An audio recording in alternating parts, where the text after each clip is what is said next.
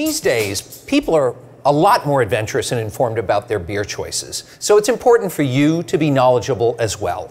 So what are some of the common terms that people use to describe beer? Often they'll say that a beer is heavy. Well, what do they actually mean?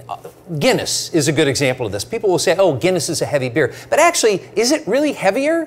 It's just darker. So what does darker really mean? Now, how does it get darker? It gets darker because you take the grain and you roast it over a fire, and it gets kind of a darker color and a roasty, toasty sort of flavor. But does that make it heavier? When people say a beer is heavy, what they're really talking about is that it's very intense in flavor and or it's significantly higher in alcohol. Once upon a time, all the beers in the US market were about 4% in alcohol, but with the craft beer industry, they've actually started making beers that are higher in alcohol, sometimes double that 4%, sometimes even higher.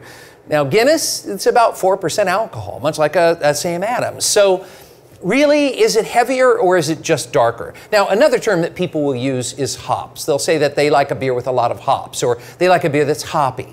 Now, what they're talking about is a little hops flour. It's just this little flour that people have been throwing into beers for centuries, and they do it because it helps preserve the beer, but it changes the flavor. It'll make the beer a little bit tart. It'll make it a little floral. It'll make it sometimes even a little bitter for people, and depending upon how much hops you put in there, it may get more of that bitterness and that citrus and that floral element.